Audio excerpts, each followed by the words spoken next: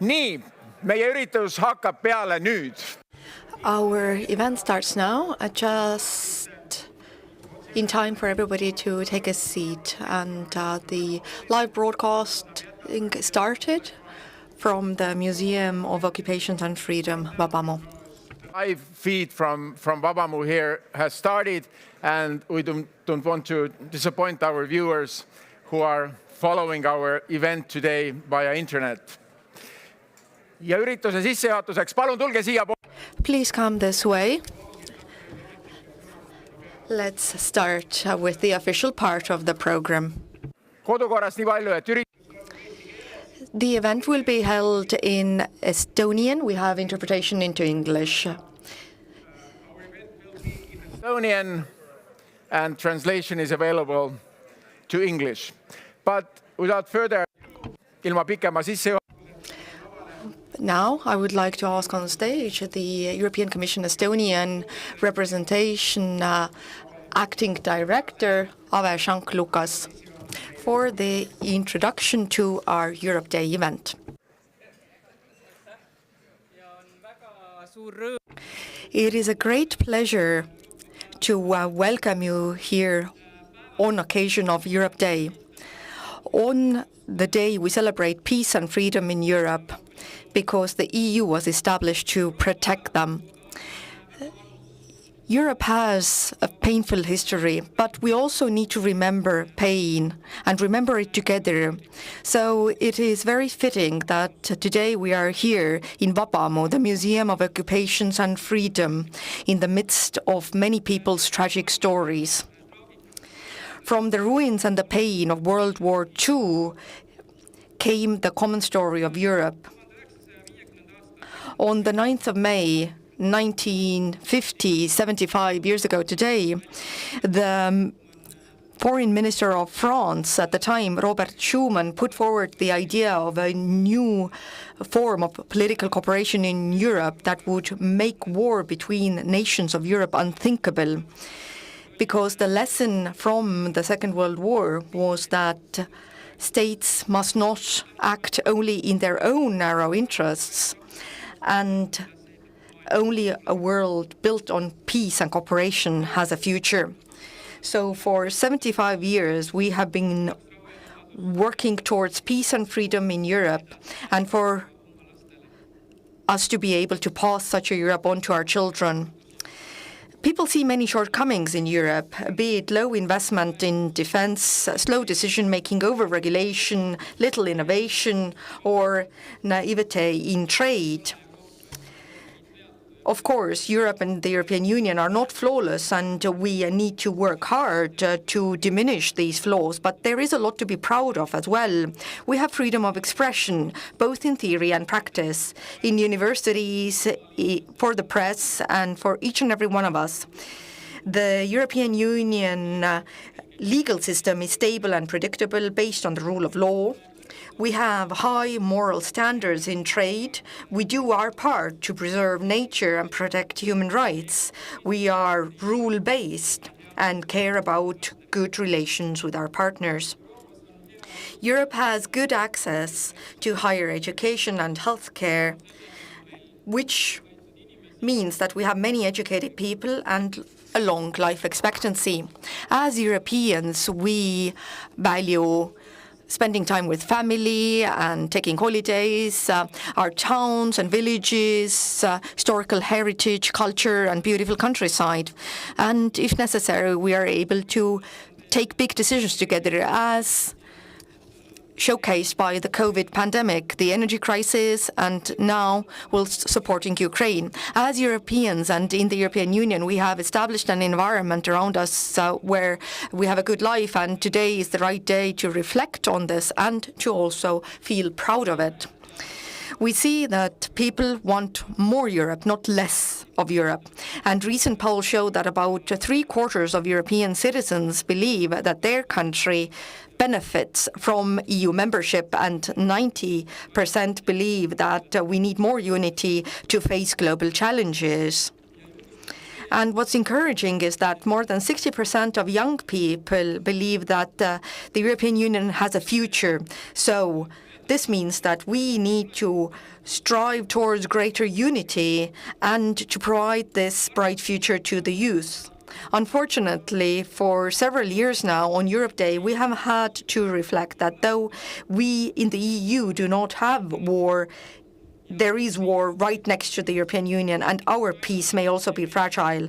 Ukraine is fighting for all of our freedom, and European Union foreign ministers are in Ukraine today because we need to do everything necessary to make sure that Ukraine wins the war and the peace is just and lasting. We must support Ukraine and other candidate countries' path to the European Union to have greater unity in the EU and for it to be stronger. And this is what we will dedicate today's discussion to.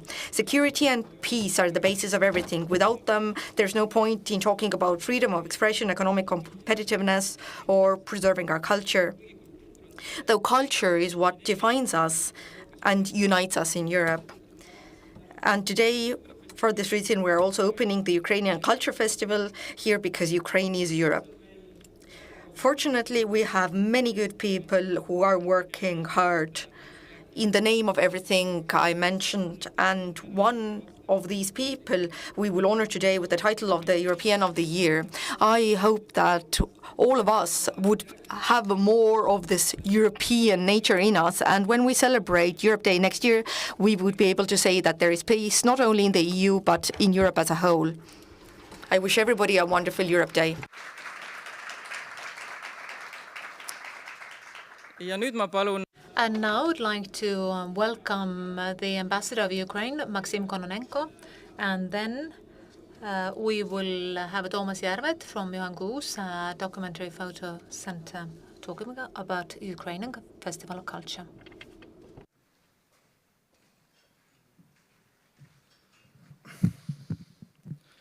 Mr. Permanent Secretary, Excellencies, dear friends, it is a profound honor for me to speak today here in Tallinn, a city that has seen both the darkest days of occupation and the triumph of freedom.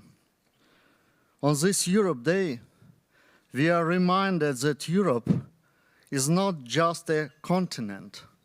It is a shared destiny shaped by principles, courage, and memory. I speak to you on behalf of Ukraine, on behalf of a country at war, but I also speak to you on behalf of a country that is building institutions, rebuilding cities, and constructing a future of Europe. The European Union was born out of desire to make war unthinkable on the continent. Today, the dream is being tested again in trenches, in Donbass, Zaporizhia, other Ukrainian regions, in blackouts in many Ukrainian cities all over Ukraine, in the eyes of our children waking at air raid sirens. Yet, despite everything, Ukraine continues to move forward, and we do so with Europe as our compass. Ukraine's path towards the European Union is not a gesture of ambition. It is a matter of historical justice and moral clarity. For too long, Ukraine was considered a gray zone, a buffer, a country in between. But there is no such thing as in between when it comes to values. Either you stand for freedom or you don't. Either you believe in dignity or you allow it to be trampled. And we, Ukrainians, we have made our choice. European integration for us is not about changing who we are. It's about becoming who we were always meant to be, a democratic, resilient, and free European nation. A nation that shares not only trade with the European Union, but also responsibility. a nation that contributes not only to security, but to renewal of Europe itself. Because Ukraine today is not only defending its own independence, it is defending the European project in the purest sense of this term. We are standing for borders that cannot be changed by force, for human rights that cannot be ignored in silence, for international law that cannot be rewritten by bombs. Some may ask, can a country at war truly integrate the European Union?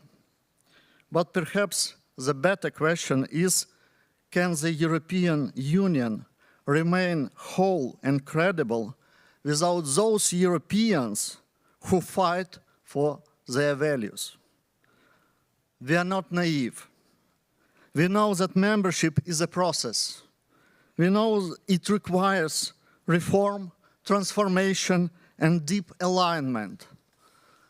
Since 2022, we have passed more reforms under fire than in many peaceful years before.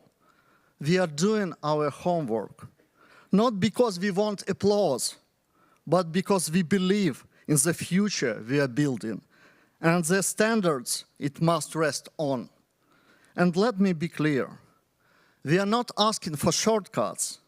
We are asking for fairness, for a process that is merit-based, transparent, and honest.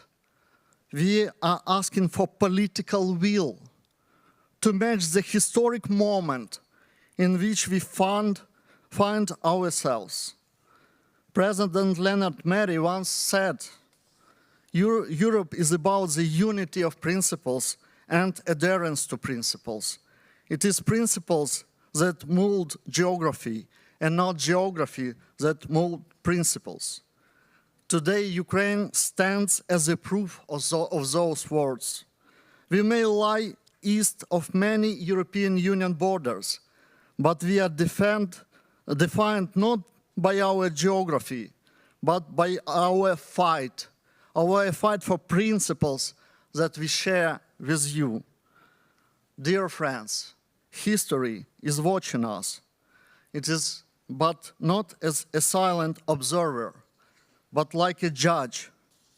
Our children and yours and your children will ask what we did when Europe was threatened. And I hope the answer will be, we stood together, we moved forward, and we built a Europe that lived up to its promises, not only in words, but in action. Slava Ukraini! Thank you so much for this opportunity.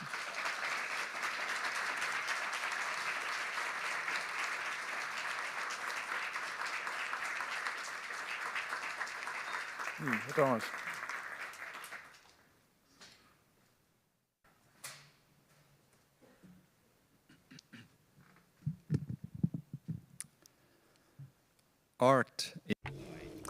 Kunst on vale, mis paneb meid mõistma tõde. Famous Picasso. He proved it when he painted Guernica in response to the bombing of civilians during the Spanish Civil War. Today, Guernica is considered one of the most potent anti-war paintings in the history and defining work of the 20th century. Nearly 90 years later, another European country is in flames, and other people are resisting. And once again, the artists are not silent. They are bearing witness. They are building truth, not with bombs or slogans, but with colors, cameras, voices, rhythms, and metaphors.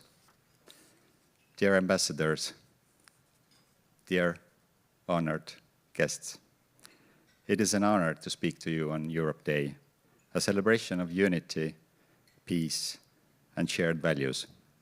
These principles are at the heart of the Ukrainian Art Festival we inaugurate today in Tallinn. The festival, the first of its kind in Estonia, brings together some of the most compelling voices of contemporary Ukrainian art. It's not a retrospective of a distant past, but a living testament to the present, to the courage, creativity, and cultural richness that persist even in the times of war. We often speak about defending land, people, and freedom, but we must also speak about defending culture. As Hannele Valkeniemi, director of the Finnish Institute in Estonia, recently wrote, culture gives us the knowledge of what and why we defend. Without culture, national defense would have no meaning. She was quoting Mika Kalliomaa, rector of the Finnish Defense University, words spoken after the start of Russian full-scale invasion of Ukraine. When culture is attacked, art, memory, identity, and hope is destroyed. Art is not a luxury in the wartime. It's an act of resistance. It holds space for grief, truth, hope, and complexity. It defies silence. It reminds us that creativity continues, even under the weight of an occupation, siege, or exile. Expression continues, and this too is resistance. The artists featured in this festival offer more than images. They offer insight, they offer presence, they serve as cultural witnesses. They tell the truth of the time through a deeply personal and artistic lens. And their works are not simply about war. They are about life, relationships, homes, roots, landscapes, all that war tries to take away, but can never fully erase.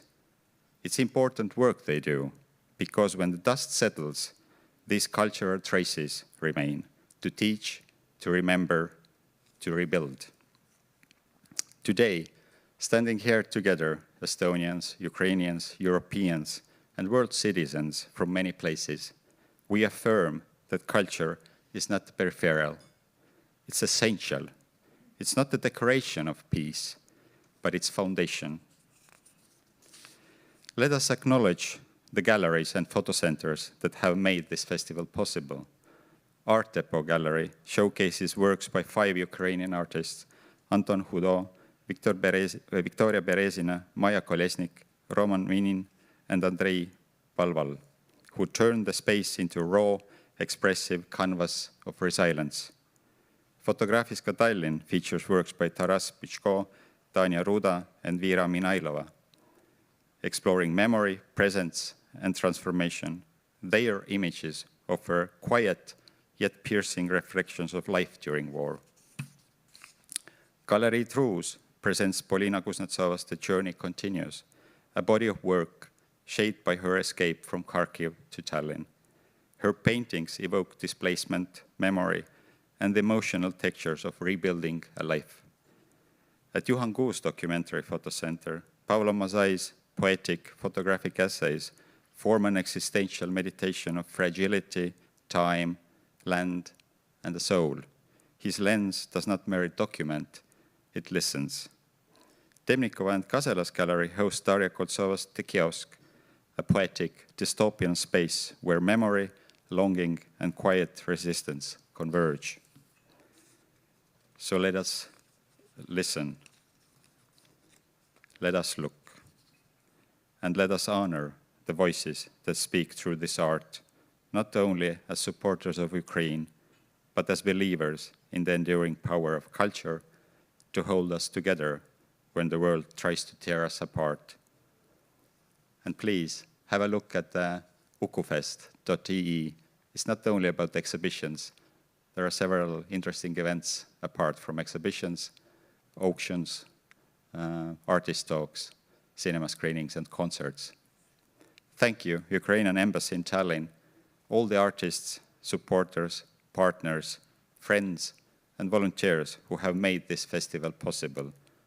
Slava Ukraini.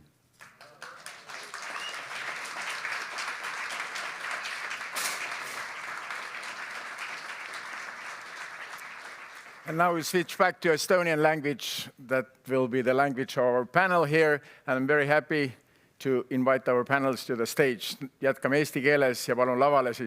So please, if the panel members could come here, Jonathan Vseviov, Secretary General for the Ministry of Foreign Affairs, Mati Maasikas, Managing Director for Europe, EU External Action Service, Urmas Paet, member of the European Parliament, Vice Chair of the Foreign Affairs Committee.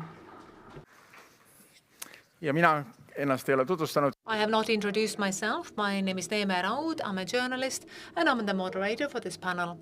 And let us start right away with the topics at hand. First of all, Ukraine. So how far is Ukraine now from the European Union? We'll start with Jonathan. Closer than ever before, but still far enough that there is no reason for us to rest on laurels and congratulate us for the achievements. We know how complicated this process is personally because it took us also years. But of course, Ukrainians, in addition to that, have to face also wide scale war of aggression. One thing I want to say, if we talk about the Ukrainian future of the EU, then it's kind of like EU concession for Ukraine, as in something what we are doing, something we will help Ukrainians with. There is that side as well, but we should not forget that enlargement has been the most important strategic tool for the EU in order to reshape the neighborhood and the world. So all the other tools pale in comparison, because 100 million people from the Central and Eastern Europe, including us, we are here because EU allowed enlargement. We can talk about the geostrategic importance of Ukraine. I don't want to talk about it too much, but the project to build stable Europe when it comes to the future of Europe in security, policy, geography, it would not happen until Ukraine is integrated with the rest of Europe. And there's a lot to win for Ukraine and also for us, the rest of Europe. But taking all this into account, we cannot be satisfied that our daily work now, when it comes to the accession, is in Brussels often stuck due to the one member state setting up obstacles. So this is no joke, and this is not just something which is a bubble in Brussels, but rather it is an obstacle when it comes to the most important strategic tool for Europe and how we can use this tool. So at one hand, it's very close, but at the other hand, we cannot be satisfied. So two views from Brussels. First of all, the European EU External Action Service, because as Managing Director of Europe, you also look at the accession. Yes, indeed, what Jonathan said was perfectly true. European Union, in addition to how we have been of assistance for Ukraine, but opening the doors from the political point of view. So that means that giving the promise for accession is the most important one when it comes to the political and geopolitical approach. And Ukraine has proven that even during the full-scale war of aggression, the Ukrainian administration and political system is capable of reforms necessary for EU accession. This is progressing nicely. When it comes to the accession negotiations and this process, as we have the screening ongoing right now. So that means that the entire legislation of Ukraine is being reviewed and how it corresponds to the EU legislation and what has to be changed. So this is functioning nicely, but Jonathan is right when he says that this is the time for us to start the negotiation chapters. And this is a little bit stuck at the moment. So I'm convinced that there will be solutions found, but right now we can see delays. now representing the people of Europe, European Parliament. So if you ask how far Ukraine is from the European Union, then I can say that it's right at our border, because they share borders with many EU member states and NATO countries, and the relations right now are very close. What's going to happen next? Then the expectation, the European Parliament majority, which also represents most of the European political spectrum, is that the accession negotiations should start with Ukraine. And right now we can say that there is a disappointment. We have not started yet, because the presumption was that from the beginning of this year, we can actually start with the talks, so we can move on from the political statements of support and we can move on to practical activities. So one problem which is a wider link to this entire topic is the management of expectations. Because when it comes to the expectations of Ukraine and the society regarding Europe and the different member states of the European Union, what are their societies expecting? Because we recall that based on this political emotion, the first slogans was that 2 years and Ukraine will be a member state of the European Union, but reality is a little bit different. So even when the negotiations start, because even if it takes a normal time period without any obstacles from outside or inside, it will still take years and years, because it is a very large country. And these negotiations are not going to be simple if we look at the comparison with Estonia, because we are not the biggest country of the European Union, but our negotiation accessions, which were in a much calmer geopolitical situation as it was at the time compared to the situation today, they were a total of almost 10 years, a couple of years less than 10 years. So we have to say very honestly also, what does it actually mean when the negotiations start? Because there are hundreds of moments where one member state who can say no. We don't want these negotiations to continue, and also when the negotiations are over, then again all the member states of the European Union at the time have to approve of it. So the expectations of management. So what is the work done by the EU political leaders in the society, so there is no shock coming from this approach that the Ukraine is so big that it will destroy the agriculture of the European Union. But there are so many of these myths right now. Many of them are completely wrong or they're half-truths. But this is a very complicated picture, and it can be problematic as well. Then we have the decision-making mechanism of the EU as well, because if one member state is enough to upturn the cart, as you can see in Hungary, we can see Slovakia as well. So this is all quite embarrassing and awkward. We know that there are political risks also within the European Union. So there are some who are friends of Russia who don't want the European Union to make decisions which Russia do not like. Jonathan, do you think that European Union should change the consensus principle when it comes to decision-making so that single member states cannot impede large processes? I think we have to first define the problem, because otherwise it turns out we are solving some other problem, not the one which is of concern at the moment. Because the EU problem is not a technical decision-making process detail, where the solution would guarantee that we would now achieve the status or situation we would like to see, and avoiding this problem, which was discussed by Urmas. I would not recommend it to be then minimized, to be considered to such a small issue, because the idea is that also the small countries have to be listened to in order to achieve a common decision. Not only that's an EU problem, but rather it's the basic principle of the entire EU idea, which was discussed by Schuman and we have to say exactly what it is. It's not a procedural problem, but it's a problem where one member state in an important field of politics works against our strategy with their own strategy. And this is not existential issue not only for Estonia, but it's existential when it comes to the European idea. If you don't want to listen to me, listen to the leaders of the European Union, Ministers of Foreign Affairs in Lviv, also the High Commissioner. We have understood that the outcome of what is happening in Ukraine is determining the future of Europe.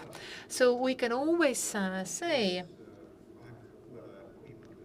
who is against the other 26 will reach the conclusion that it will make sense for them to stop that's working against, and it's better for them to remain within this family, and they will change their course. Of course, we're hoping for it, we're working towards it, and we'd like to see that all the 27 member states will have, in principle, the same priorities, and we're willing to make compromises, because all 27 are making these compromises.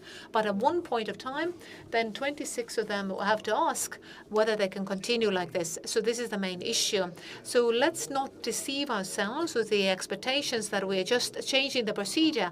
And also, in order to change this procedure, you also need that 27 votes, and then this problem will disappear. And I can't comfort myself with the knowledge that somebody will recognize the moment that this is a good time to leave their meeting room and bow to their nose. And that's why Europe will be successful when it comes to existential challenge at the time. So these are the ideas.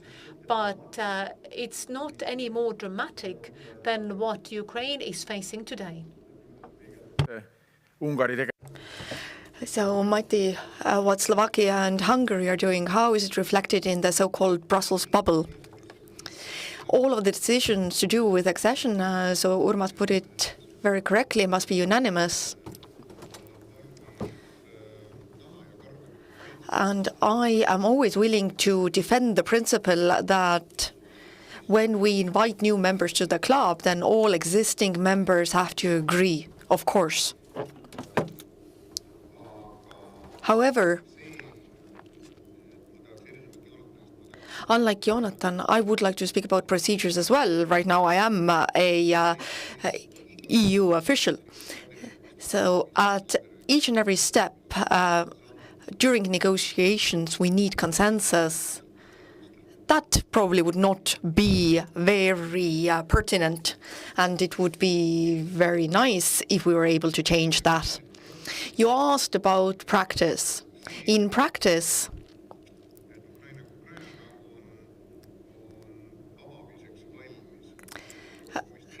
European Commission's assessment, who has the steering role, estimates that the first cluster, there are 6 clusters, 6 cluster is open for negotiations, and the fundamentals cluster always comes first. That has been prepared. We've not been able to open it yet.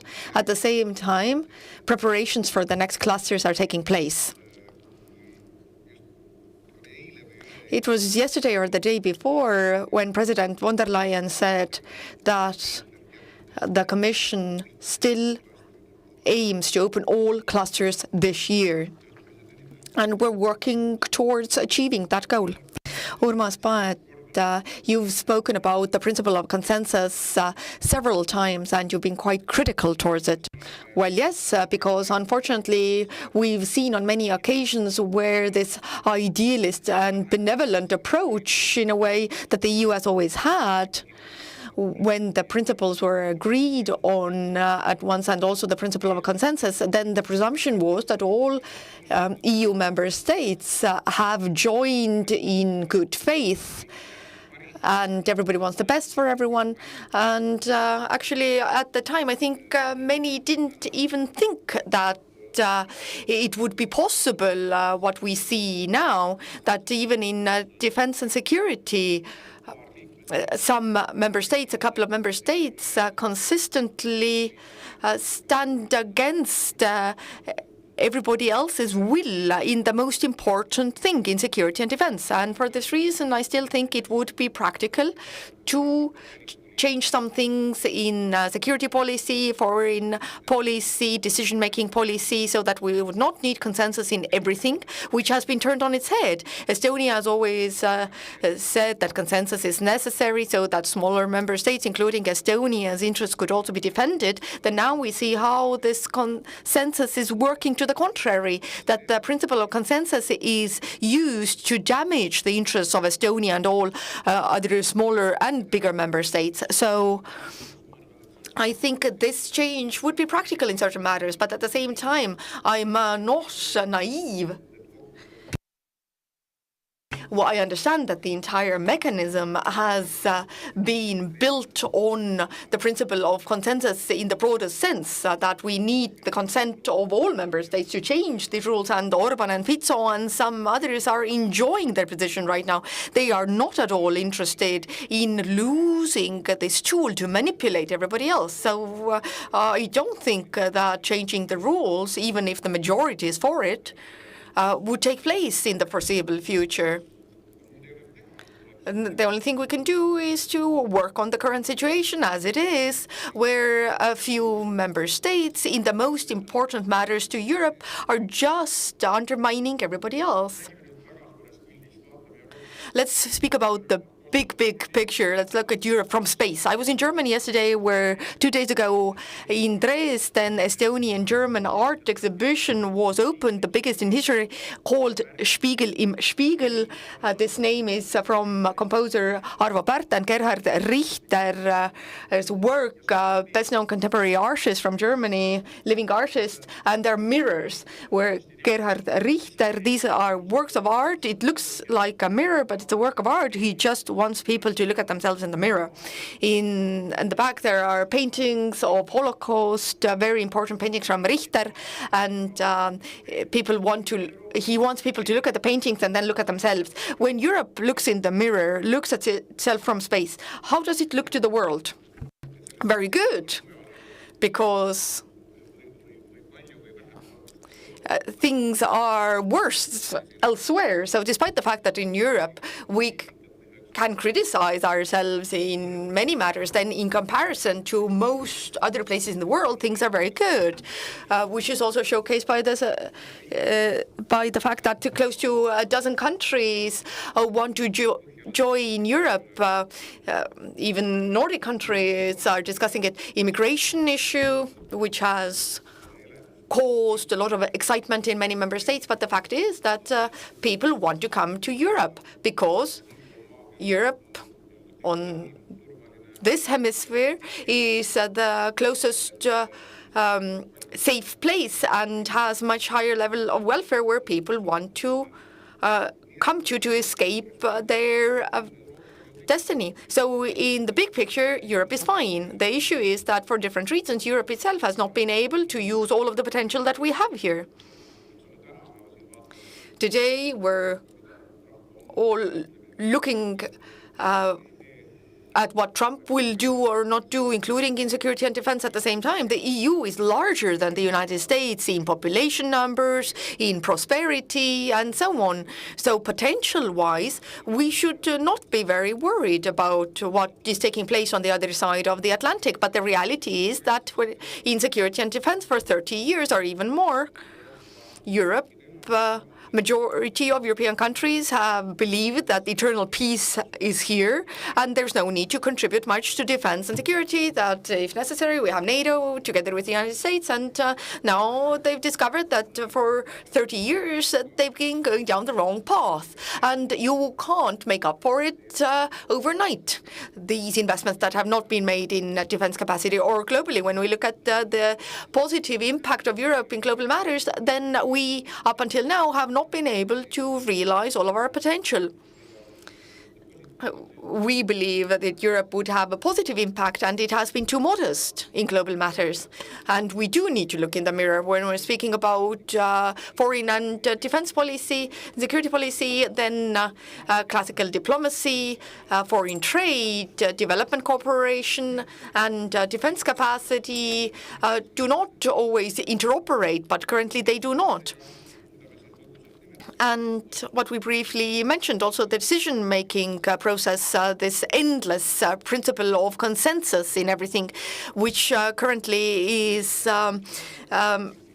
really undermining our interests. So in the big picture, things are good, but as they say, we can always do better. I'm reminded of a meeting in Tashkent with the Uzbeki delegation. So we had European Parliament members on one side of the table, on the other side of the table, Uzbeki representatives. And when the European Parliament representatives took the floor, then it was just complaining about how everything is bad in Europe. And when the Uzbeki representatives took the floor, then they said, everything is very good here. Come and learn from our experience if you want things to be good there as well. So sometimes the mirror is curved. As a practitioner of policy, as an international partner, the European Union doesn't look bad at all. To the contrary, especially with the background and context of what we've heard and felt from the US in the past months. In this business, in foreign policy, and also in domestic policy, what you want the most is predictability, no surprises. To be able to count on agreements and what your partner says, and the European Union, with its very complicated decision-making processes, and a situation where agreeing on the common position in any matter in the European Union is very difficult. You need to get all member states on board. But once you reach it, then countries keep to it. When agreements have been made, then we will not have different customs rates tomorrow. This doesn't happen. And in such a situation, in this turbulent situation, we might say, the European Union as an international partner is held in higher esteem than before. Neeme, coming back to your question, what we see when we look in the mirror and what kind of Europe do we see there, then I would dare to say that we see Europe that looks like us, which has different facets, but has come together, that is joined together by an idea. Lennart Meri was quoted today already, I will as well. Long prior to becoming president, when he was the Minister of Foreign Affairs, he said that Europe is a political program for Estonia. Europe is our program. I was listening to the ambassador of Ukraine, and that he was actually saying the same thing without using the same words, that Europe is Ukraine's program. It's not just wanting to join some procedures, it's a program.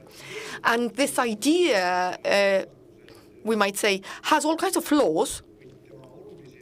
But the most important cornerstone that makes Europe Europe, and why we're celebrating it all on May 9th, is that we have the freedom to name these flaws, the freedom to complain, to go to Uzbekistan and complain there as well, and the freedom to do something about overcoming these flaws, not because we believe that we will ever reach a point where there are no more flaws, but because we believe that free society is what takes us forward. At the same time, we understand that as Europeans, we have to do it together as Europeans, not only as Estonians or Portuguese or Finns or the Irish. We have a common part that makes us act together. Europe also has had other ideas in history. These different kinds of ideas for joining together, and it ended in the continent being turned into ashes, leading to Schumann's idea. And currently, the continent attempts are made to turn the continent into ashes again with the broad-scale assault. I agree with Mati fully, and Urmas also referred to it. Europe's position in the world is quite good. When generally there's turbulence and nobody can be certain of anything, partnerships are unstable in politics, in trade, then the currency we can offer as Europe, the currency that has always been our currency, is predictability, rule-based approach.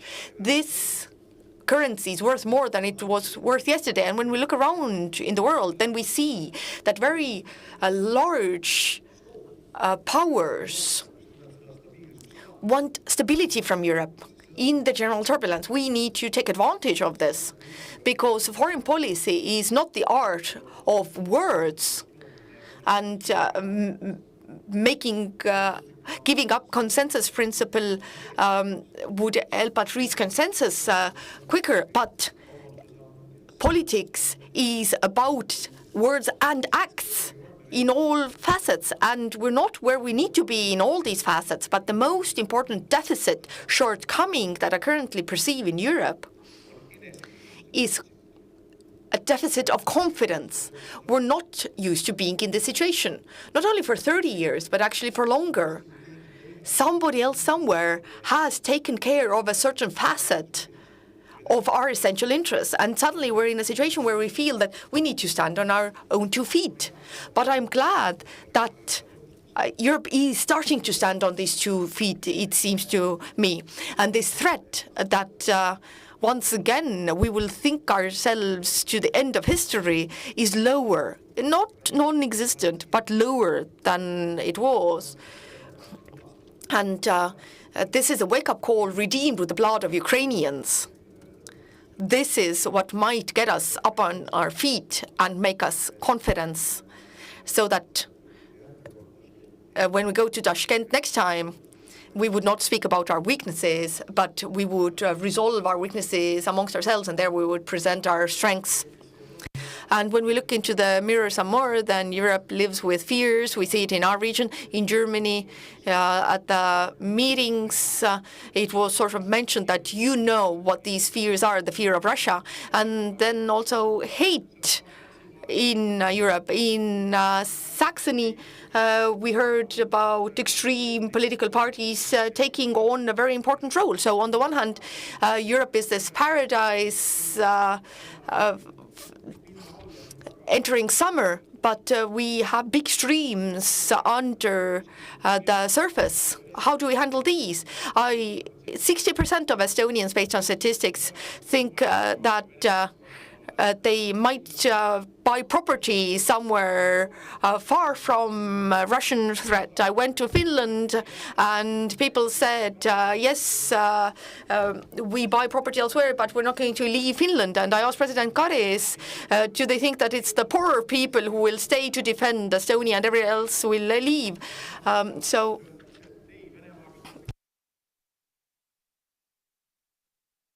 So how do you see the bigger picture regarding all of this? So this is exactly what I wanted to talk about,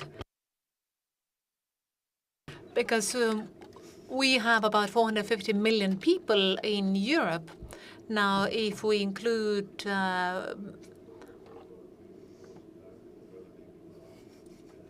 the United Kingdom, which is not a member of the European Union anymore, but plays a very important role. You mentioned Finland, and quoting President of Finland, then it's an absurd situation where 450 million Europeans, in order to cause deterrence for 140 million Russians, have to lean fully on 350 million Americans. So silent mind creates monsters, but let's not get this silent. Let's not ignore the challenges and the threats we have, because there is a war in Europe. It's a reality.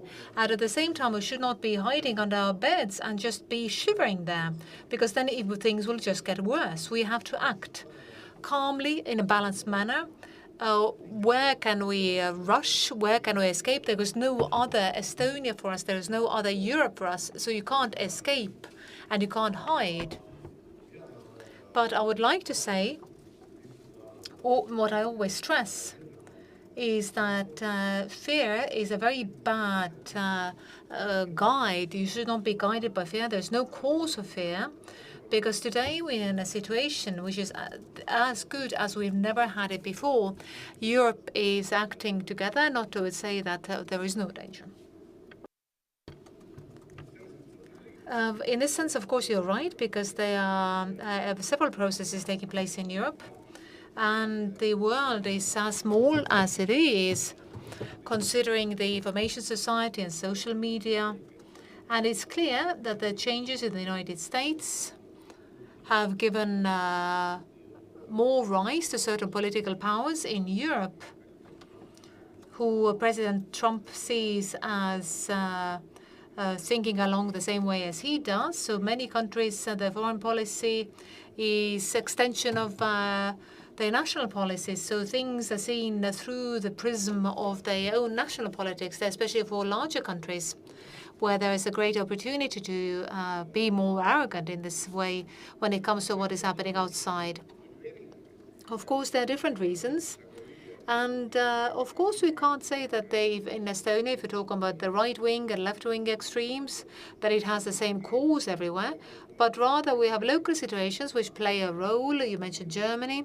If you want to look at the most recent election results in Germany, then they had the German map where the different parties had different colors. And within Germany, you could see that the former Eastern Germany was clearly separated, because there was the Alternative für Deutschland won. So this describes also the internal systems where over 30 years they have not been able to integrate this society completely. So there's still a great number of people who still feel that they have been left aside, or they're not quite the same.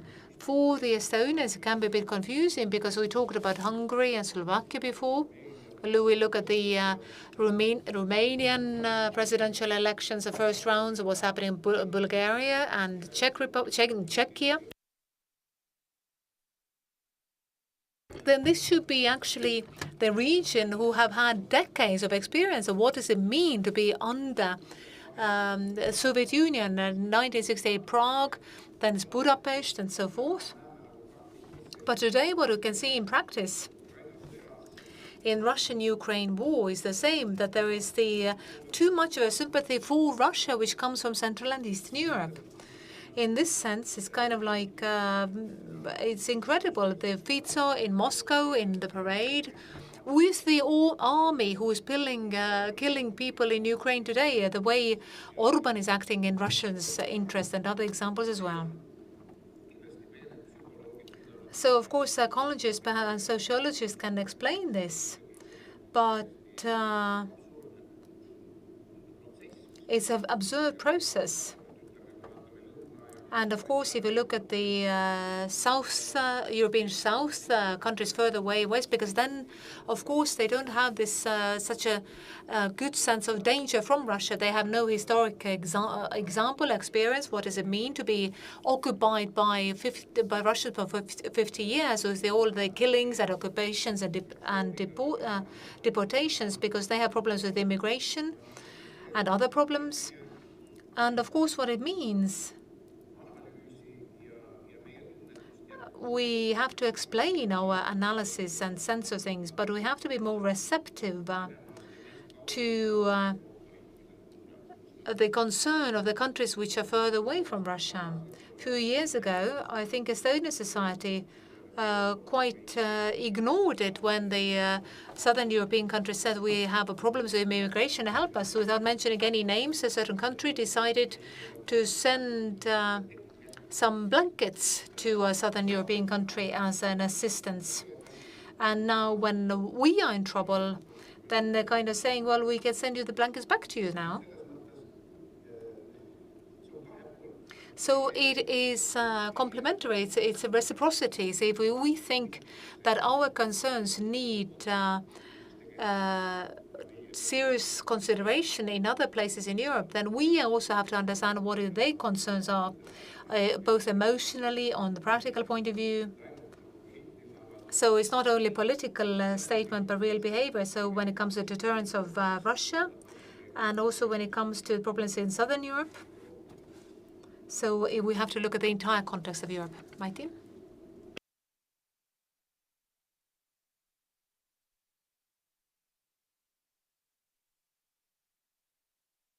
I would not really be so much afraid of this fear in absolute terms.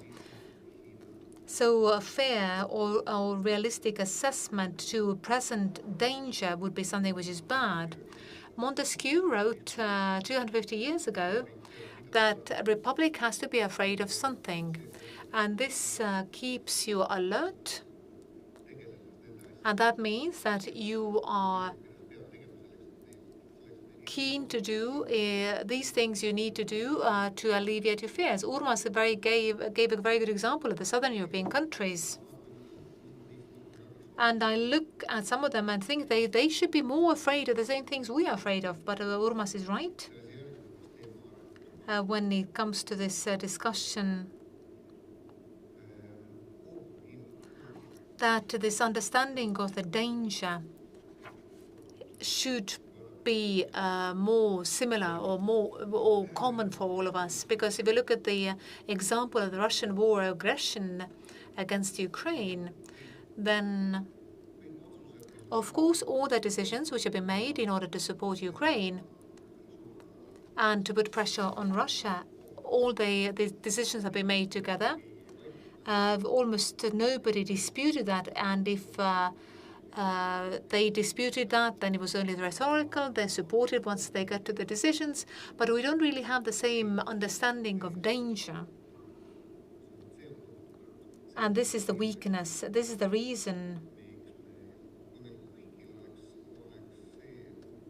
If we had all the same understanding of danger, the sense of threat that this war could be ours tomorrow, then our military factory would be working in 3 shifts.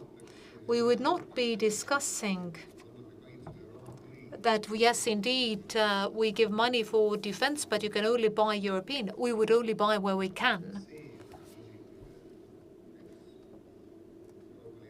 European Union Foreign Policy High Representative Kaja Kallas have organized security briefings for the ministers of foreign affairs in order for them to make sure that they have the same understanding of the picture of danger, this threat.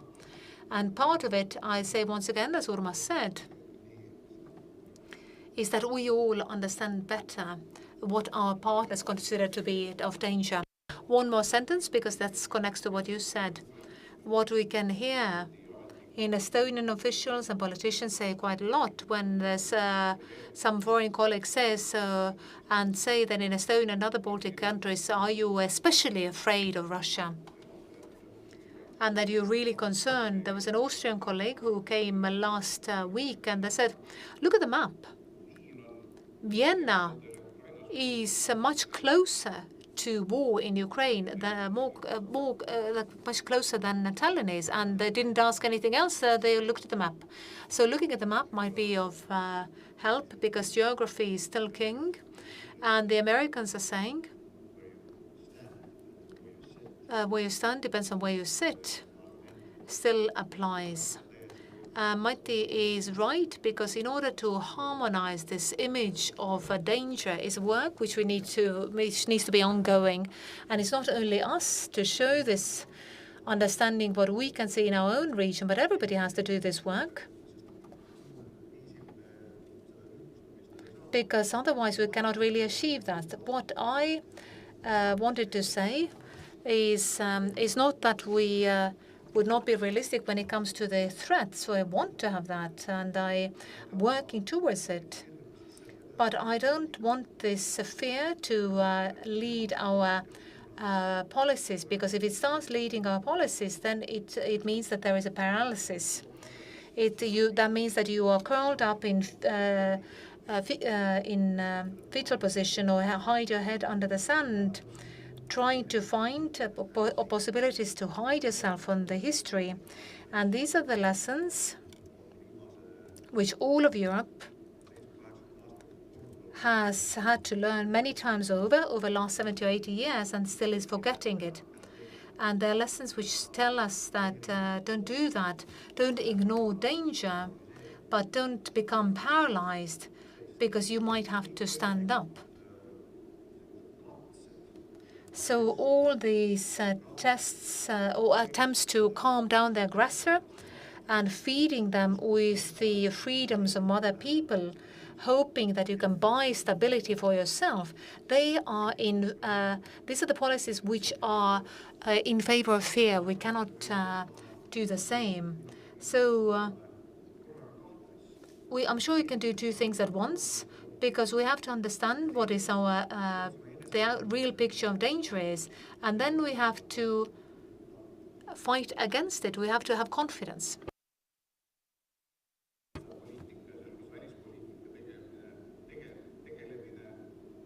When we have foreign policy and decisions, then this is pretty much same as a personal level, because you will not make a move until you're really in trouble. So theoretically, we can see that there is a danger brewing, but why should we make any efforts? Because if you look at the European Union, what we've been doing over the last few decades, because there are quite few examples. If you're looking at the energy business, then 50 or 60 years ago, the European Union decided that we have a common energy security policy, which means a lot of practical things as well, connectivities between the member states, and not to be dependent on Russian or any other foreign supply when it comes to import of gas. But real life worked the other way around, because we had increased dependence of Russian gas because it was cheap. Connectivities were not really built because everything kind of worked.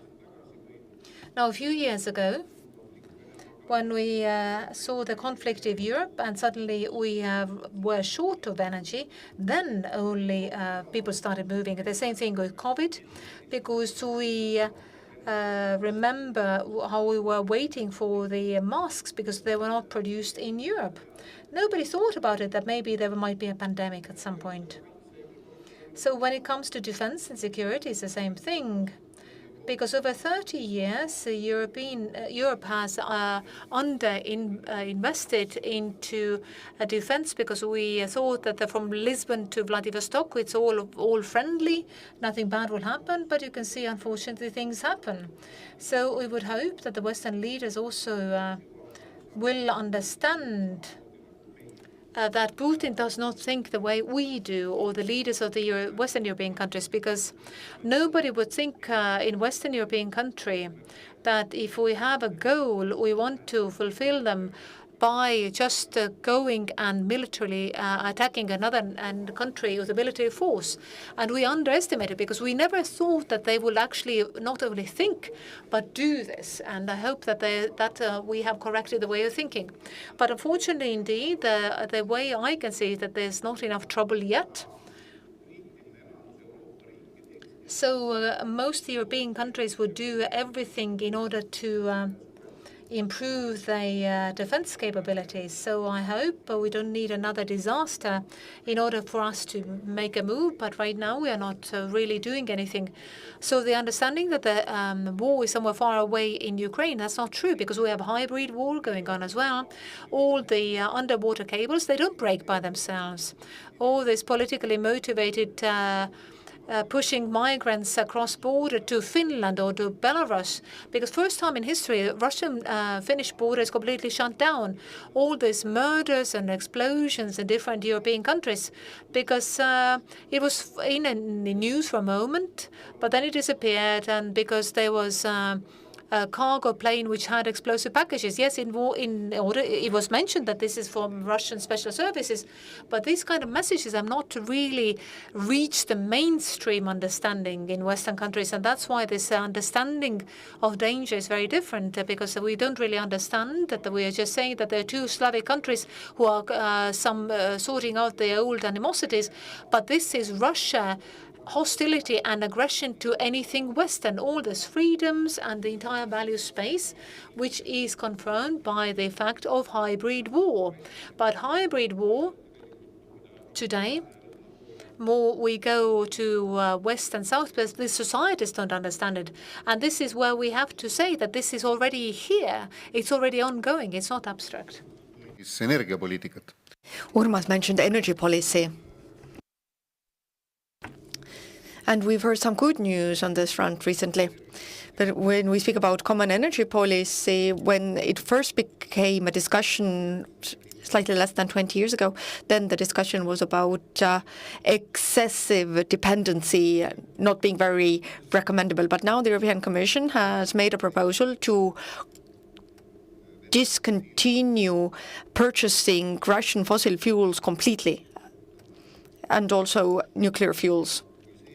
And if this is passed, then it's a huge step for our own, or towards our own independence, and a huge step for cutting off the income to the Russian budget that allows Russia to continue with the war. And again, a decade ago, speaking about the fact that Russian gas is something bad that we should rid ourselves from, it was unimaginable as a discussion. Now, it is discussed as mainstream policy, and fortunately, this decision will be made. At the same time, it is strange that this new wave of the war has continued for 3 years, and many countries are now willing to discuss giving up Russian energy. But Russia has earned more from EU countries over these 3 years through energy than the money spent on helping Ukraine. And Norway having to maybe prohibit their gas and oil production being a discussion. I think the big picture is not where it should be during crisis. And in Estonia, whoever we are, we all need to keep talking about these things based on facts. So we don't want Russian gas, but you can't produce anything in Europe at the same time. So where will it come from if we can't produce it in Europe? The big democracies in North Africa and Middle East are where? And it's not just words that Estonia is using to convince the rest of Europe. And we proceed from the principle that we need to be a role model. More than 5% of the GDP to defense next year, more than 5% because we don't want to ignore reality like an ostrich. Reality on the other side of the border, and also the influence as a political message, which hopefully will speak to the rest of Europe. Will the rest of Europe get to 5%? Not very probable. Will it motivate other member states to increase defense spending? It is motivating for that. But I'd like to continue with good news. I can confirm that the talk about our paralysis, so to say, is preemptive. Mighty named the Commission's plan to exit Russian energy. I will name some other things. The Brits today announced the biggest sanctions package that they are establishing on Russia, Prime Minister Starmer's declaration. European Union is working on 17 sanctions, and not because we have 17 rounds of new good ideas, it's the process of building consensus. But those who thought that we're out of breath, that now it's done, just wait. We're working on the package and using the frozen assets of Russia. More and more people in Europe who are admitting that this must be seriously discussed, and more people who say that after discussion we have to actually confiscate these assets. The ice is melting. Today we hear messages that the European Union and European countries, one by one, are increasing their military assistance to Ukraine. We see that currently we will take a step forward in establishing a special tribunal for proceeding war crimes. None of these steps will take us where we want to get to, because the only measure for success is whether Russian aggression ends or not. Have we managed to convince Putin that it's worthwhile for him to stay within his borders? Unless we achieve that, we haven't been fully successful. But are we moving forward as Europe? Yes. Are we moving fast enough? I agree with Urmas. No. And we should accelerate. Even if looking back, it will turn out that it would have been okay to be slower. There's too much at stake to take this risk. If you want to do something, do it today, not tomorrow. If you can choose whether to invest 4.5 or 5, invest 5. If later it turns out that we overcompensate it, then we will take a breath of relief. But let's not put ourselves in a situation where in 5 or 6 years we will be forming sentences we should have.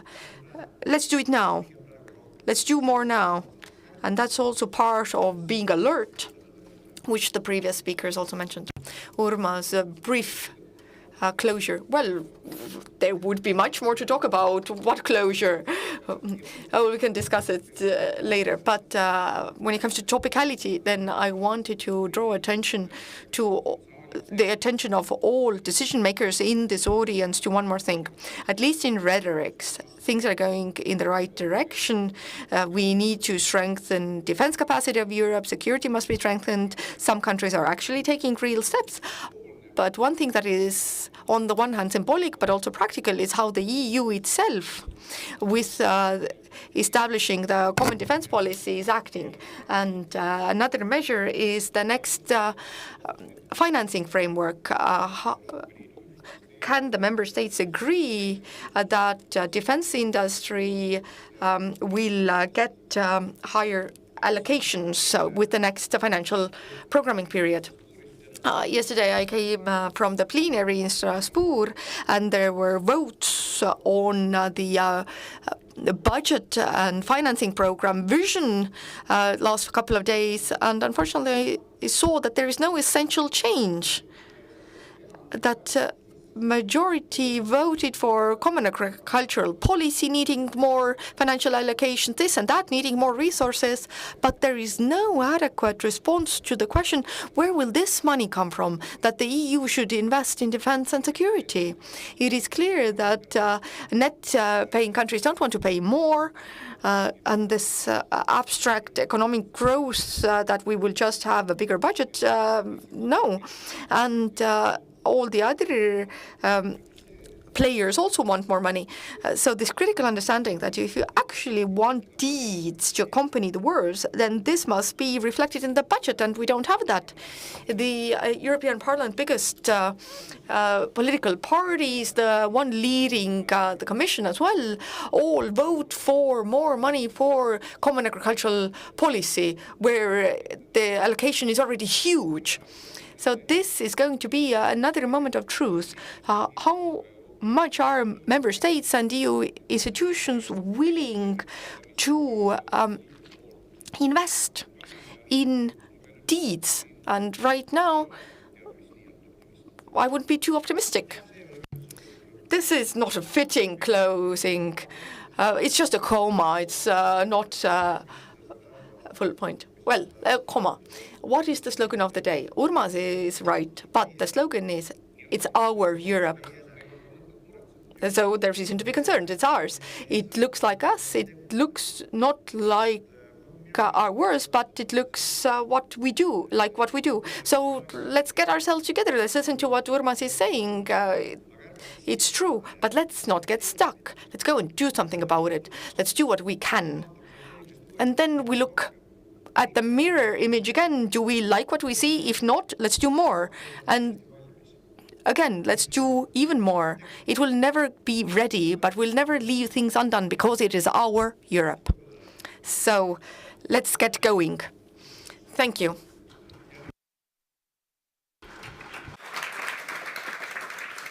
On hetk, kui antakse üle tänase päeva kõige olulisem. And today's most important title, the European of the Year. Avešanka Lukas, please take the stage. She will let us know who will receive this title.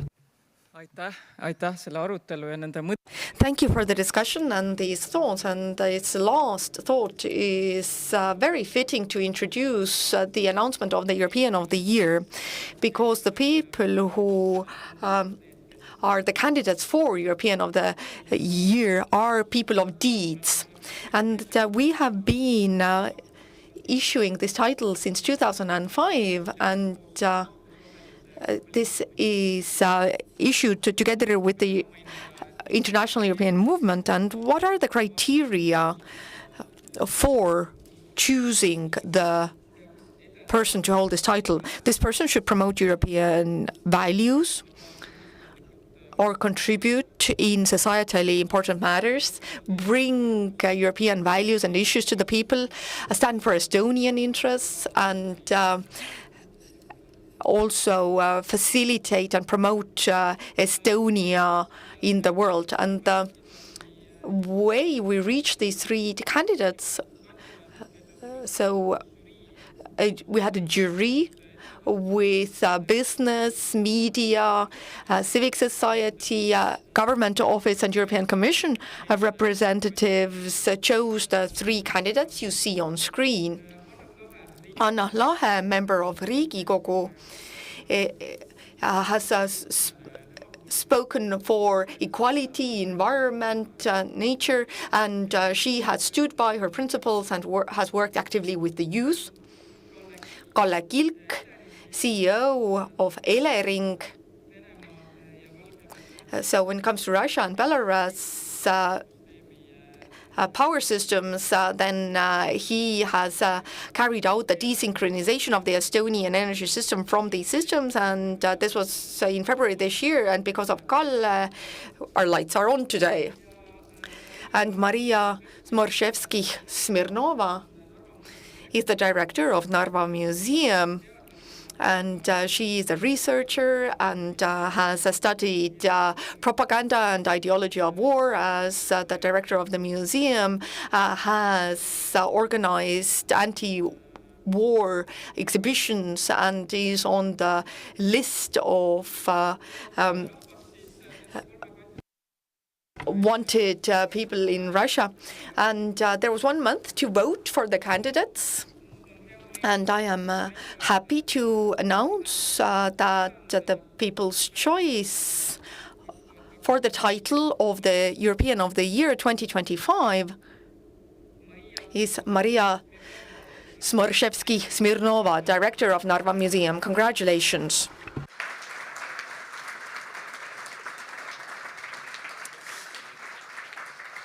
Kuna Narvas on ka täna As in Narva today, there's a lot of celebrations for Europe Day. Then Maria is not actually here today. She's in Narva, but she sent us a video greeting. So let's see what Maria has to say. Thank you very much to all of you. It's a great honor for me, and it's a great support, not only for me, but for the Museum of Narva. Please visit Narva Museum, because Europe starts from Narva.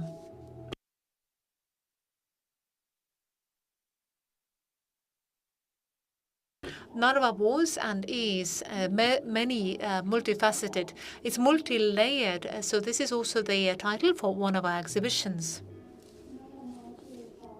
So now we are in the Narva Castle, and this fortress for me is a very important place. It has been since my childhood, because at weekends I visited it with my parents. Sometimes we had the camera as well, so these are my father's black and white photos. And I remember that after this museum was opened in Narva Fortress, because before that we were in a different location, the garrison, then we always visited every new exhibition and concert. So local cultural life was very fulfilling in Narva Fortress, both back then and also today. So right now we are at the top of the bastion, and this is the Dark Time Park. And for me, this is the place which is very romantic. It's full of romance for me, because this is where we like to walk during the school. So we were taking walks here with my future husbands, because we studied the same school. And for a romantic walk, this was the perfect place. So very often late in the evening, I walk here, sometimes early in June, also at night, and there is nobody else here who would be walking with me, because Narva is empty, and there are nightingales singing, and this is a very romantic and beautiful time. This is my school. So there are 2 schools in my life. First one, emotion. It was very difficult for me, because there's this classic Soviet-style school. And then the second one was this Pähklimäe Gymnasium, where I went to study only when I was in year 8. And it was the year 91. And for me, this school became a place which is a symbol of freedom and a pleasure of learning. The director or the headmistress was my mom. And 30 years ago, in 95, I found out that Narva was bombed when this is the place where my mother raised a flag of mourning, and that was a very brave step 30 years ago to talk about things which you were not able to yet say in the history books. It only started back then, but not every teacher agreed. So for me, as of this time, so 32 years ago, I had a feeling of pride that we are a free and democratic country and we are part of Europe, although only joined the European Union a little bit later. But that was that time when we had a great pride and it really felt good. And I'm certain that many people in Narva, especially young people, live with the same feeling that we are part of Europe, and Europe starts here in Narva.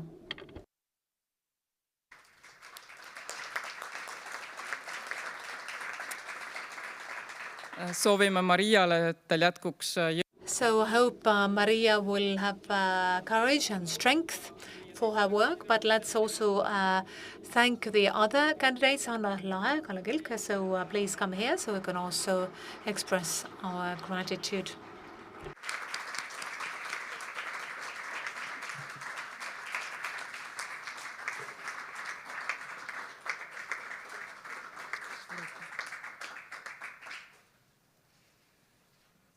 ja soovime ka teile palju. And also wish you all the best for your work. So that is it from me. So would like to welcome you all at the Freedom Square at the European Zone, and at 6 o'clock we have a concert, which will be opened by the President of the Republic of Estonia. So thank you very much for participating. Thank you very much for the members of the panel, and I hope you will continue discussions on European topics. We'll be here. We can exchange our thoughts for another hour here. Thank you all for coming. Official part is over, and now the free discussion on European themes here for another hour. Thank you.